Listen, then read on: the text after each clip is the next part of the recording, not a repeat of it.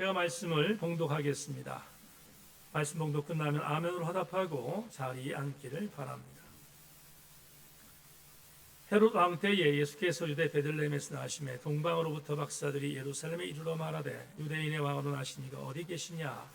우리가 동방에서 그의 별을 보고 그에게 경배하러 왔노라 하니 헤롯 왕과 온 예루살렘이 듣고 소동한지라. 왕이 모든 제사장, 대제사장과 백성의 서기관들을 모아 그리스도가 어디서 나겠느냐 물으니 이는 유대 베들레헴 이오니 이는 선지자로 이렇게 기록된 바 또 유대 땅 베들레헴아 너는 유대 고을 중에서 가장 작지 아니하도다. 내게 산 다스리는 자가 나와서 내 백성 이스라엘의 목자가 되리라 하였음이니이다. 이에 헤롯이 가만히 박사들을 불러 별이 나타난 때를 자세히 묻고 베들레헴으로 보내며 이르되 가서 아기에 대하여 자세히 알아보고 찾거든 내게 구하여 나도 가서 그에게 경배하게 하라. 박사들이 왕의 말을 듣고 갈새 동방에서 보던 그 별이 문득 앞서 인도하여 가다가 아기 있는 곳 위에 머물러 서 있는지라. 그들이 별을 보고 매우 크게 기뻐하더라. 집에 들어가 아기와 그 어머니 마리아가 함께 있는 것을 보고 엎드려 아기께 경배하고 보배합을 열어 황금과 유향과 모략을 예물로 드리니라. 그들은 꿈에 헤롯에게로 돌아가지 말라 지시하심을 받아 다른 길로 고국에 돌아가니라. 아멘. 변방에서 라는 제목 갖고 말씀의 은혜를 나누겠습니다. 은혜 시간 되기를 소망합니다.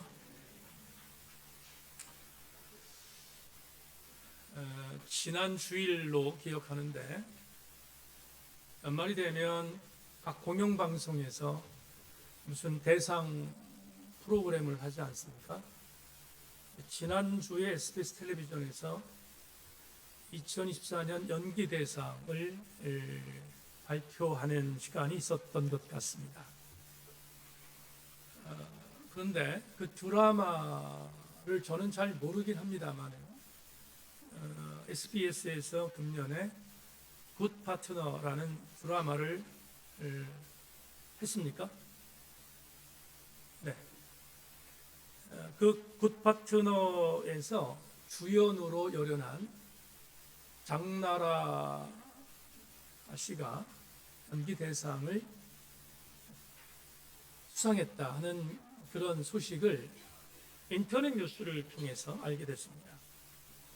제가 관심을 갖는 것은 장나라 배우는 아주 신실한 크리스천이기 때문에 그래서 마음속으로 축하했습니다.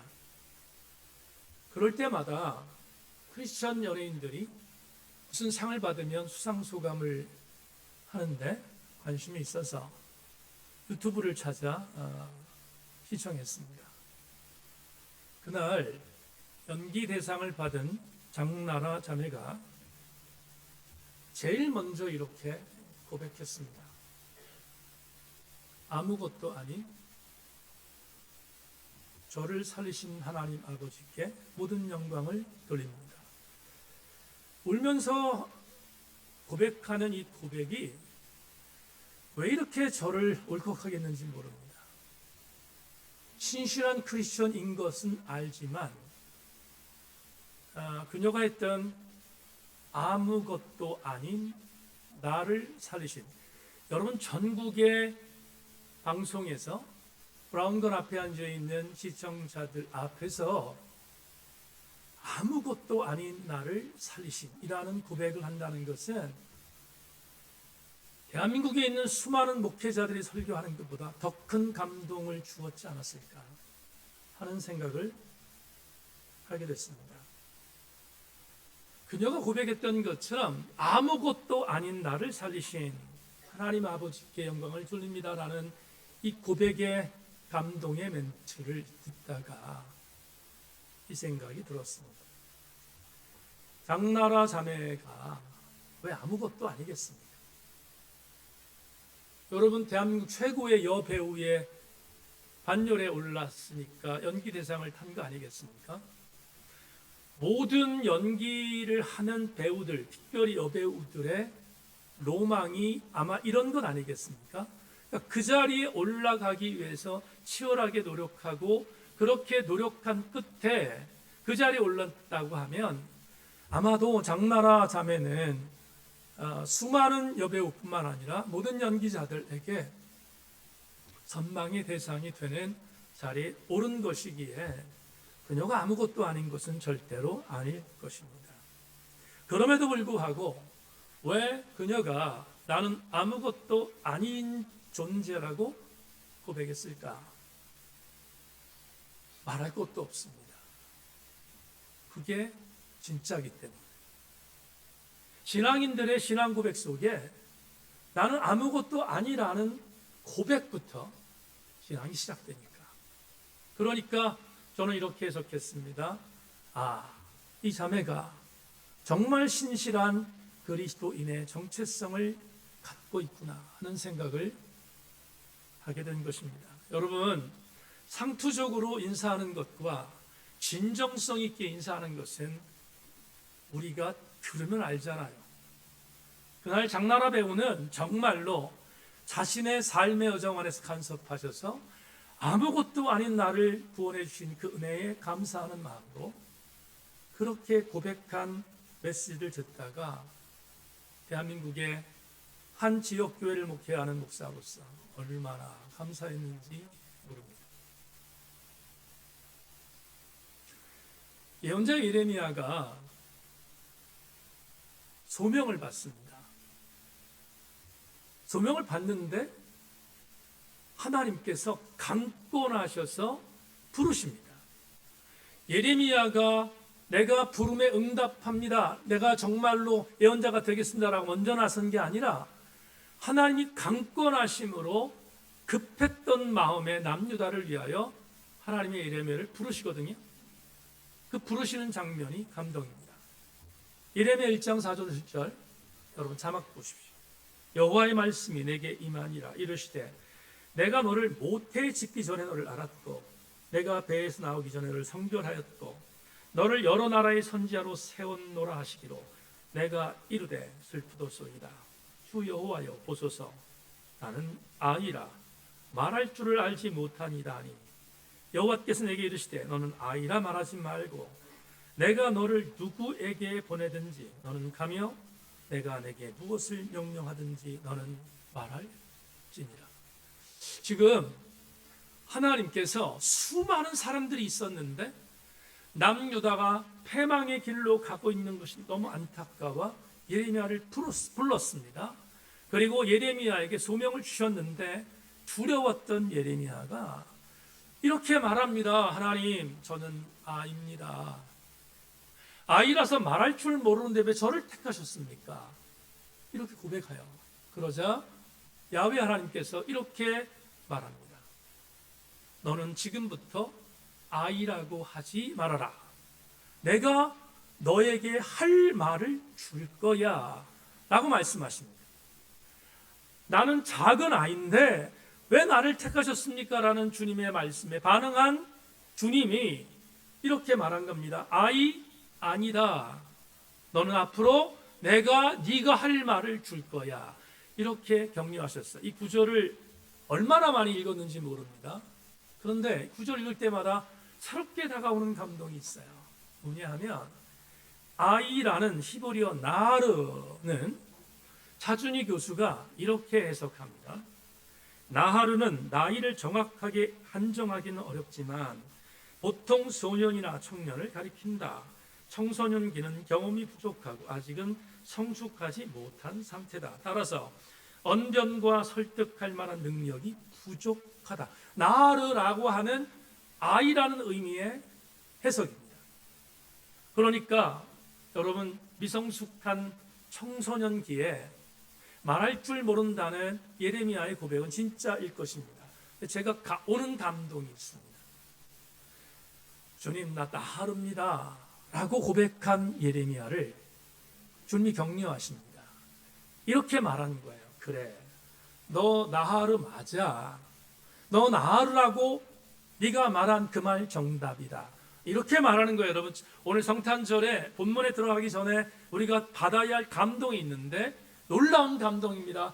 예레미야야, 네가 나하르기 때문에 내가 너를 선택한 거야. 이렇게 말씀하시고 만약에 네가 나하르가 아니라면 나는 너를 선택하지 않을 수 있었어 하는 말이에요. 그런데 나하르라는 자기 정체성에 대한 분명한 고백을 하고 있는 예레미야였기에 하나님은 그를 부르셨다. 제가 오늘 설교 제목을 변방에서라고 정했습니다. 제가 적용해 보겠습니다. 예레미야가 이렇게 고백합니다. 주님, 저는 아무도 주목하지 않는 변방에 있는 나입니다. 근데 왜 나를 선택하십니까? 주님이 말합니다. 예레미야야, 네가 변방에 있다는 사실을 네가 알고 있기에 나는 너를 내 사람으로 쓸 거야. 이렇게 말씀하십니다. 오늘 본문은 우리가 정말로 많이 알고 있는 본문입니다. 그리고 조금 전에 우리 찬송가 111장 불렀잖아요. 111장의 찬양의 가사의 기초가 된 구절이기도 합니다. 그렇지만 오늘 이 본문에서 우리가 찾아야 할 영적인 은혜가 있기에 여러분에게 빠른 속도로 본문을 해석하겠습니다. 동방에 살던 박사들, 이 마고이라는 이 단어는 성경에는 동방박사라고 얘기했지만 많은 학자들이 천문학자라고 얘기합니다. 하여튼 이 마고이들, 동방박사들이 별을 하나 봤는데 그 별이 유난히 밝은 별이었는데 그 별이 있는 곳을 주목했습니다. 천문학자들이니까. 이 별은 예사롭지 않은 별이야 라고 생각하고 동방에서부터, 아마 동방은 여러 학설이 있습니다만은 지금으로 얘기하면 이란, 이라크 정도의 그런 지역일 수도 있습니다. 그보다 또 다른 지역일 수 있습니다. 중요하지 않아요. 여하튼 간에 동방에서부터 그 별을 보고 천문학자들이 움직이기 시작했습니다. 그리고 움직이다 보니 이스라엘, 팔레스타인의 이스라엘이라는 땅이라는 것을 알고 찾아옵니다. 찾아왔는데 그런데 결론적으로 말씀을 드리면 이들이 베들레헴이라는 장소에 도착해서 아기 예수 그리스도의 탄생 거처에 들어가서 부모에게 예물을 드리고 경배하며 아기 예수의 탄생을 축하했다. 다 알고 있죠? 알고 있는 메시지입니다. 근데 우리가 조금 더 주목할 게 있는데 뭘 주목하냐면 배경입니다. 무슨 배경이냐면 동방의 천문학자들이 아기 예수의 탄생을 의미하는, 이들은 아기 예수인지도 몰랐겠지요. 여하튼 왕의 신분을 가진 어떤 위대한 왕이 탄생할 것을 예고했던 그런 별을 보고 찾아왔던 곳이 이스라엘인데, 왕이 났으니까, 왕이라고 하는 존재의 탄생을 알리는 별이었으니까 이들이 찾아간 건 너무 마땅하게 예루살렘이었습니다. 왜냐하면 그 예루살렘에 왕궁이 있었으니까. 그 왕궁은 누가 살고 있었는가? 헤롯이라는 아주 잔악한 왕이 살고 있었습니다. 그래서 왕궁에 도착해서 우리가 동방에 살고 있는 천문학자들인데 여기에 왕이 날 것 같은 별이 떴습니다. 그래서 우리가 여기 와서 그분께 경배하려고 하는데 혹시 왕 나신 곳을 아십니까?를 묻지요. 그러자 헤롯이 깜짝 놀랐습니다. 왜냐하면 왕이 태어난다면 이 왕은 반드시 자기를 반역할 반역자라고 인정했기 때문입니다. 그런데 정치 구단인 헤롯은 곧바로 뭔가를 한다는 것은 무모하다는 것을 알고 이렇게 자기의 참모들, 주목할 게 있어요. 나중에 말씀드리겠습니다. 자기 참모들과 그리고 궁정에 있었던 유대 율법학자들을 불러서 물어봅니다. 뭘 물어보냐면 너희들은 유대적 율법의 박사들이니까 너희들이 알고 있는 이 전승에서 메시아가 탄생하는 장소 어딘가를 묻습니다. 그러자 바리새인, 서기관, 그리고 율법을 연구하던 산헤드린 집단에 있었던 유대율법 연구자들이 헤롯에게 미가서 5장을 말하잖아요. 미가서 5장 2절을 말하면서 우리의 유대 전승에 의하면 유대 전승에 의하면 그곳은 베들레헴이라고 적혀 있습니다라고 알려줍니다. 베들레헴이라는 장소를 알아낸 것입니다. 동방 박사들에게 헤롯이 정치 몇 단? 9단. 헤롯은 이렇게 말합니다. 당신들 베들레헴에 가서 왕이 태어난 곳이 어딘지를 나에게 알려주면 나도 그분께 가서 경배하겠습니다라고 유혹합니다. 아무것도 몰랐던 동방 박사들은 베들레헴으로 찾아가서 아기 예수께서 탄생했던 장소를 발견하고 그곳에 가서 예물을 드리고 경배합니다. 아까 말씀드린 것처럼 유대 율법학자들이 알렸던 그 베들레헴이라고 하는 그 지경은 분명 유대 전승에서 메시아가 탄생할 장소인 것을 알았던 헤롯은 자기 측근들, 특별히 유대 율법적 궁정 율법학자들이 말했던 그곳을 두목했습니다. 그리고 동방 박사들이 돌아오기를 기대했습니다. 그런데 하나님의 천사가 동방 박사들에게 꿈으로 현명해서 헤로데에 가지 말라, 돌아가라 라고 알려주죠. 그러자 동방 박사들은 순종하고 다른 곳으로 우회하여 돌아갑니다. 돌아가서 사실은 헤롯은 이들이 돌아오면 그 장소를 분명히 알고 있으니까 곧바로 군대를 보내서 거기 있는 태어난 아기 예수를, 우리가 아는 아기 예수를 죽이겠다는 분명한 각오를 갖고 있는데 동방 박사들이 오지 않아요. 속았다는 생각이 들었습니다. 더 분노했습니다. 그리고 여러분 아시는 것처럼 제가 오늘 본문을 훑고 있습니다. 지금 잘 따라오십시오.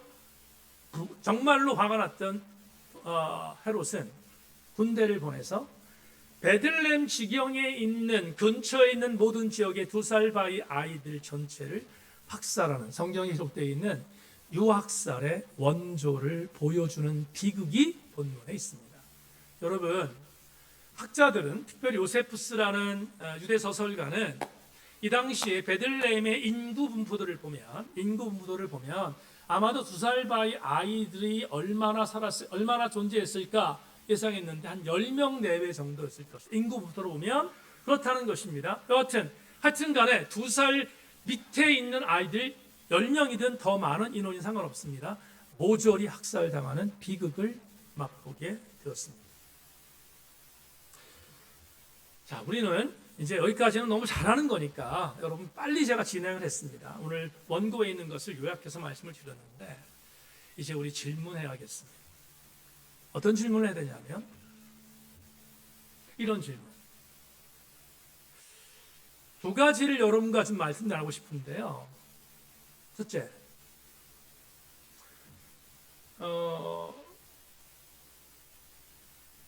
오늘 본문에 기록되어 있는 2살 미만의 아이들이 죽은 사건. 저도 신학하기 전에 이게 뭐지? 그런 생각을 했던 적이 있어요. 왜? 언뜻 보면 예수 때문에 2살 미만의 아이들이 죄 없이 죽었잖아요. 죄 없이 죽었잖아요. 언해피 엔딩이잖아요. 그럼 이걸 어떻게 해석해야 되지?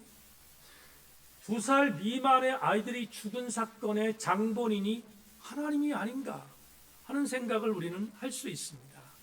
그래서 이것 때문에 저도 굉장히 많은 공부를 했고요. 많은 주석서를 봤고요.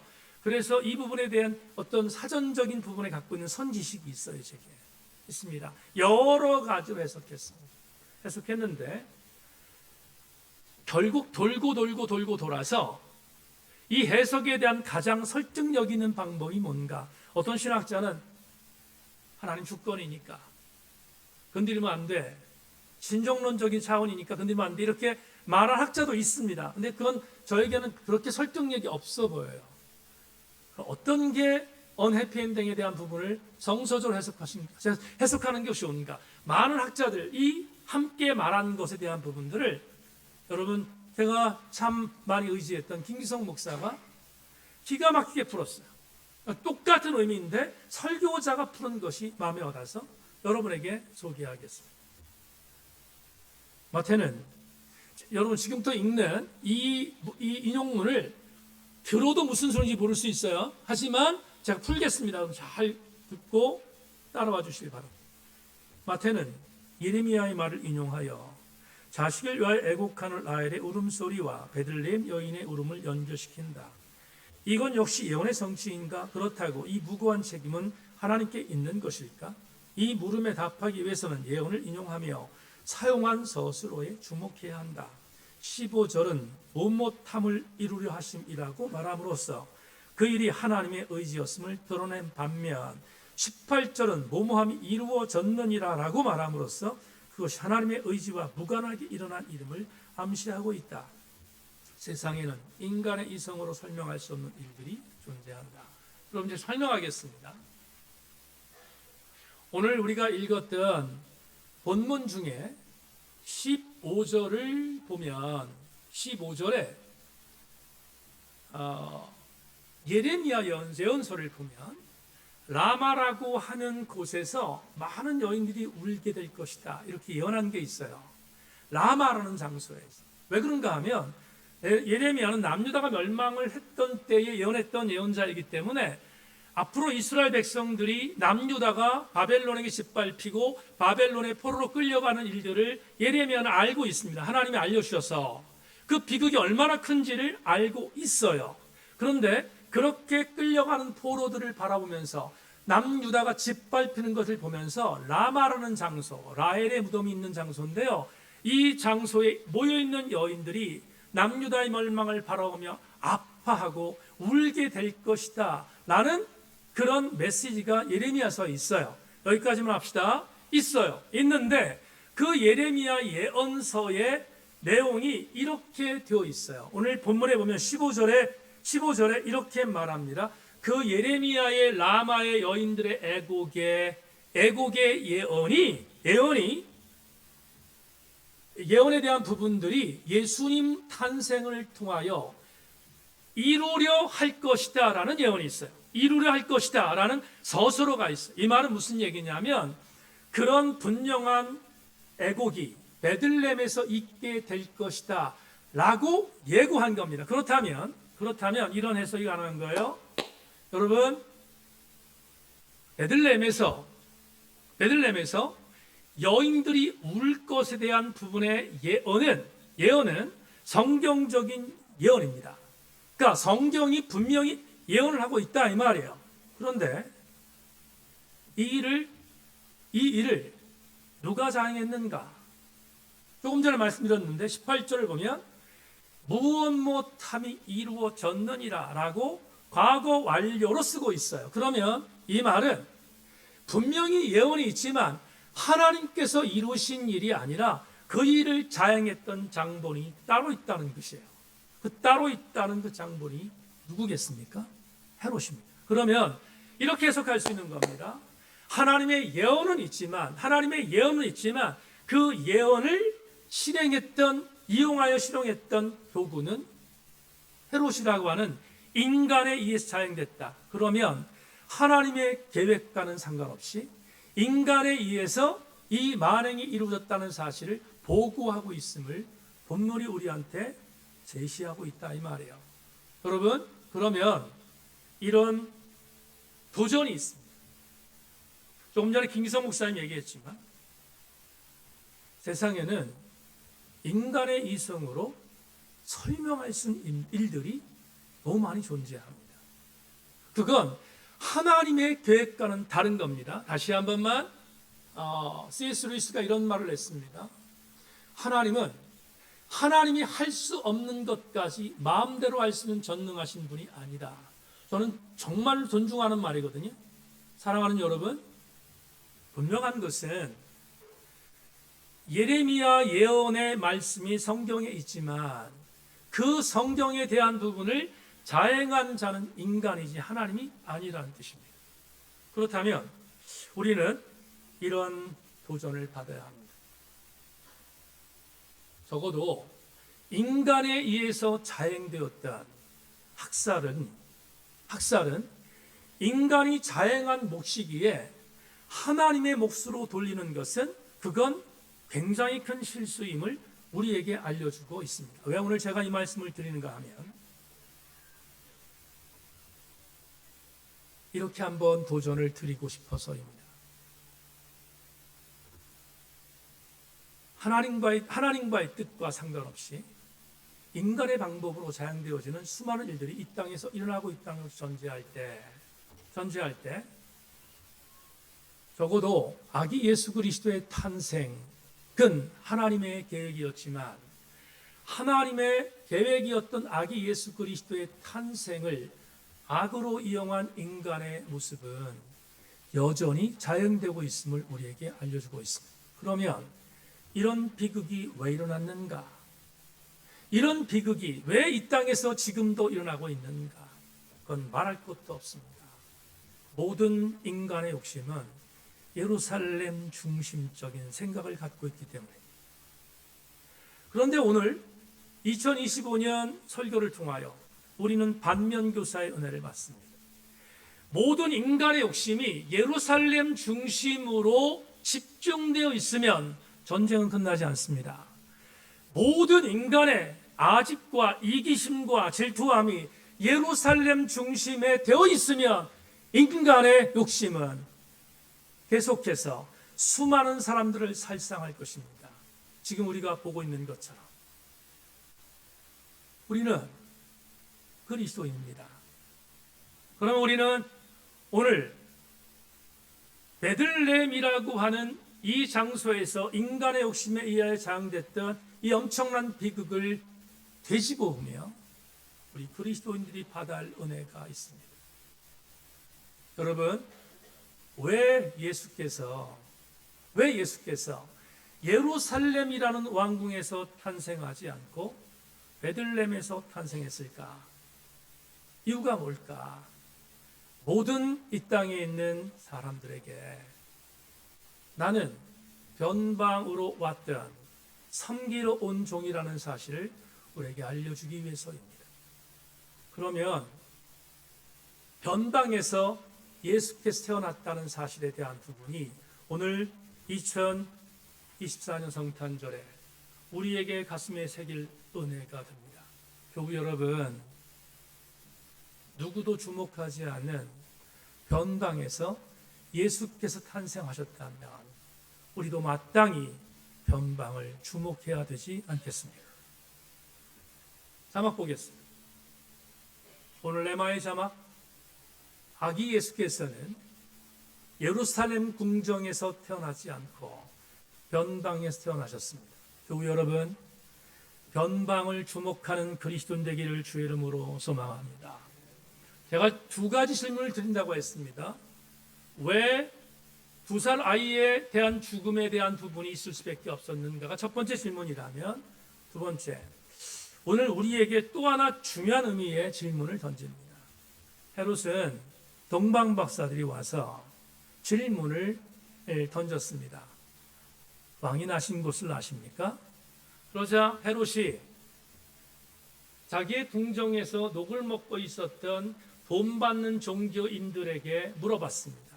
뭘 물어봤냐면, 너희들은 아는가? 너희들은 지금 저 동방 박사들이 와서 태어날 왕이 어디서 났는지에 대한 부분을 너희들은 아는가를 묻습니다. 그러자 오늘 본문 4절 6절에서 이렇게 말합니다. 자막 보십시오. 왕이 모든 대제사장과 백성의 서기관들을 모아 그리스도가 어디서 나겠느냐 물으니 이르되 유대 베들레헴이오니 이는 선지자로 이렇게 기록된 바 또 유대 땅 베들레헴아 너는 유대 교울 중에서 가장 작지 아니하도다. 내게 산 다스리는 자가 나와서 내 백성 이스라엘의 목자가 되려 하였음이니이다. 그러면 보세요. 조금 전에 말씀드렸습니다. 유대율법주의자들은 돈을 받고 있는 궁정의 종교인들이다 보니 헤롯에게 있는 그대로를 가르쳐 줬습니다. 베들레헴입니다. 가르쳐 주었습니다. 자, 질문 하나를 던지겠는데, 베들레헴이라는 이 장소를 알려주면 헤롯이 태어난 왕으로 온 아기를 죽일 것이라는 사실을 유대인들이 몰랐을까? 질문 던지는 겁니다. 유대 종교인들이 헤롯이 지금 그 장소를 알려달라고 했습니다. 근데 정확하게 알려줬습니다.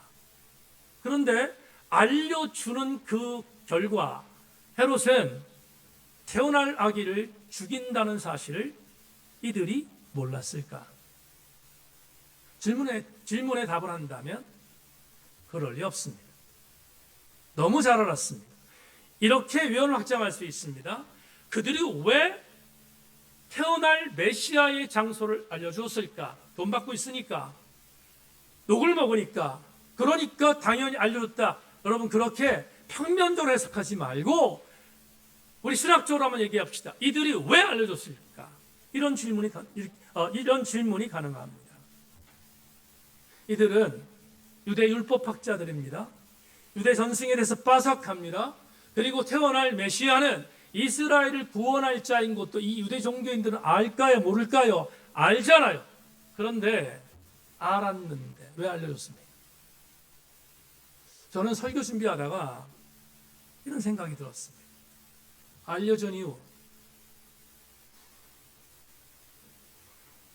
유대 종교주의자들은 아브라함의 전승부터 시작하여 모세의 전승으로 그들의 믿음의 선조들이 말했던 메시아 탄생에 대한 부분을 알고 있었지만 믿지 않았습니다.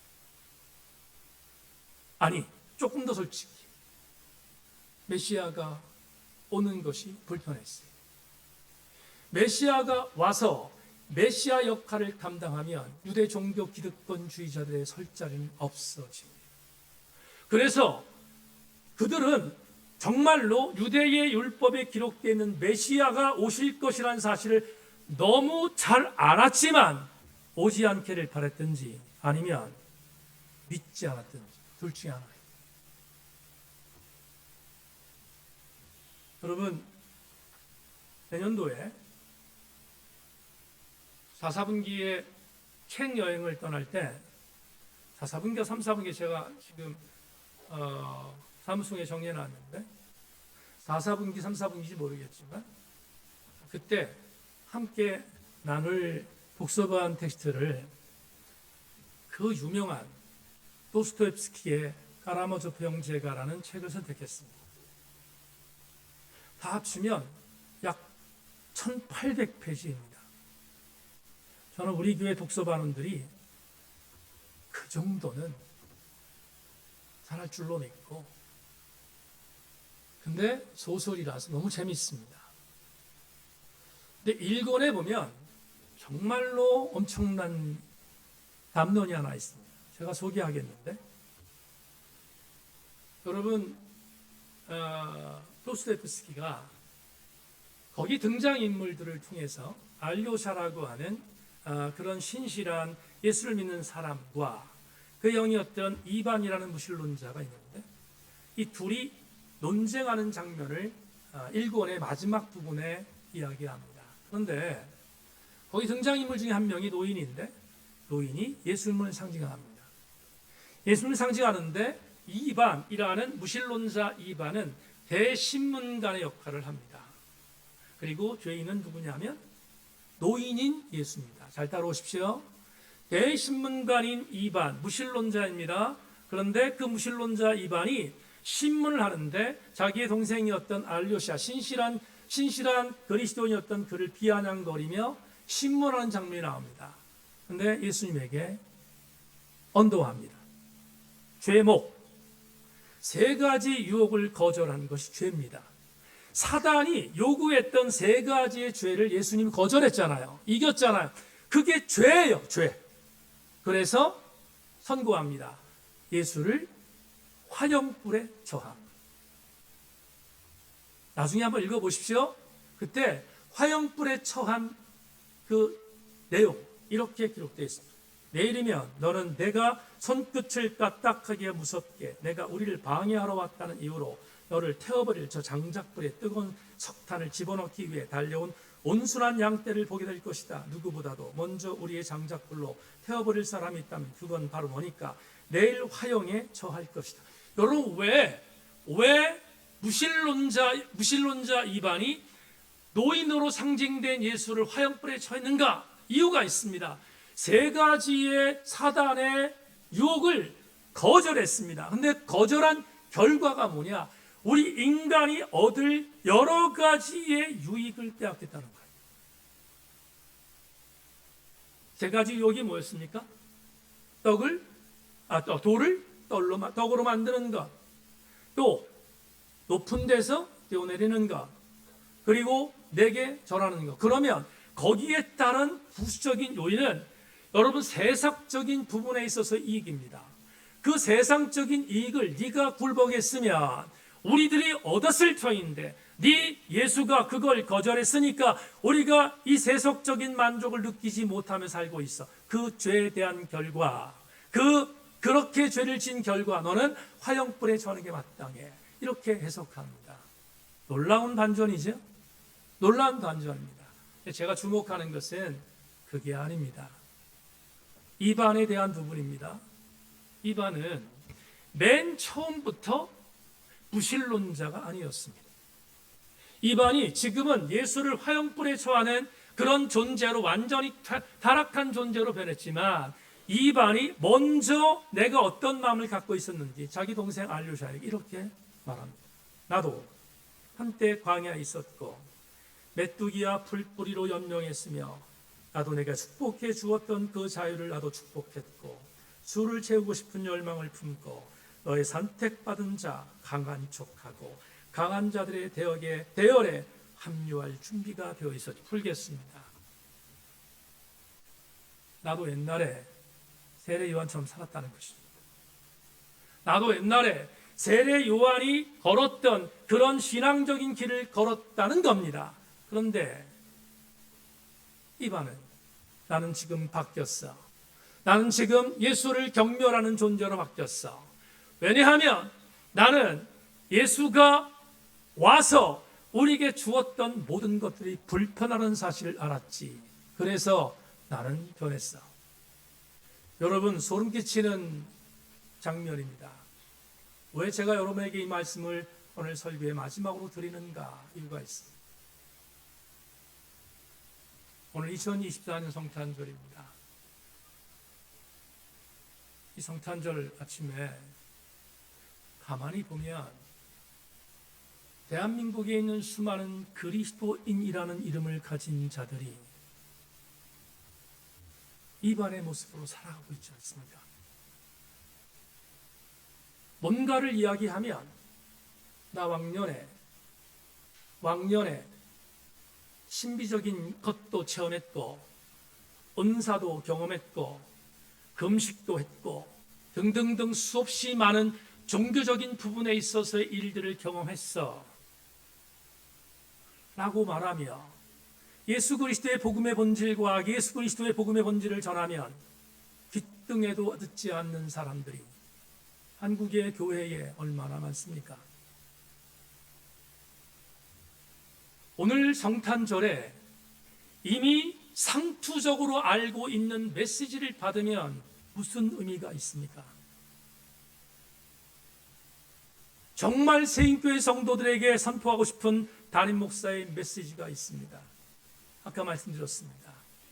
유대율법 학자들이 메시아에 대하여 너무 잘 알고 있었습니다. 그냥 잘 알고 있는 것이 아니라 그런 유대율법의 박사들이었습니다. 그런데 그들이 왜 헤롯에게 아기 예수로 오신 메시아를 죽일 수 있는 장소를 가르쳐 주었습니까? 그들은 메시아를 알았지만 믿지 않았기 때문입니다. 오늘 대한민국에 있는 한국교회를 바라보고 우리 세인교회를 바라보며 거룩한 오기를 갖습니다. 예수 그리스도를 인격적으로 만나지 않고 교육을 통해서 머리가 커진 종교인들이 되면 언제든지 우리는 대신문관으로 전락할 수 있다는 사실 경성해야.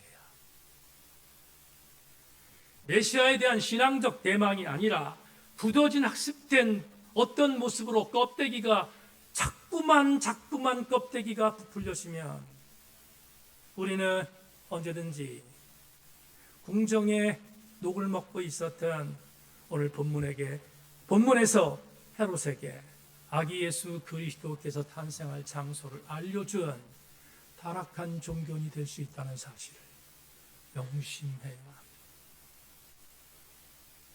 2024년 성탄절, 왕궁이었던 헤롯 왕궁에서 태어나지 않고 아무도 주목하지 않는 변방이었던 베들레헴의 마국간에서 태어나신 예수 그리스도께서 주시는 시사점은 주님 오실 그날까지 우리 그리스도인들 전부는 예루살렘 중심적인 삶이 아니라 베들레헴 중심적인 삶, 갈릴리 중심적인 삶을 살아야 한다는 것을 알려주고 있기 때문입니다.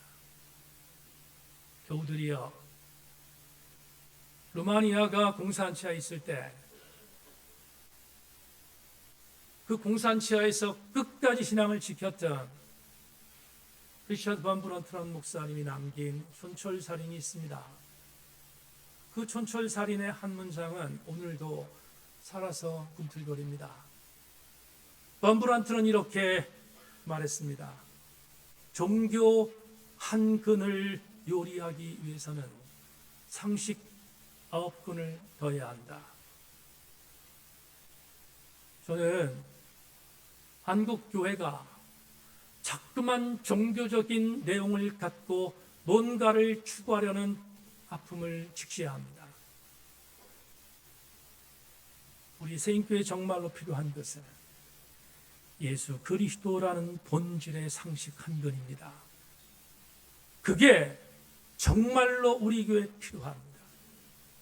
보름지기 2025년 우리 교회는 종교인들이 신앙생활하는 교회가 아니라 그리스도인들이 주님의 본질을 향해서 달려갈 수 있는 그런 아름다운 교회, 우리 교회이기를 바라고, 여러분들 모두가 아기 예수 그리스도의 탄생을 기뻐하며 달려왔던 동방박사의 믿음을 갖고 우리 함께 주님 붙들고 승리하는 귀한 삶을 살아가는 2025년이 되기를 주님의 이름으로 소망합니다.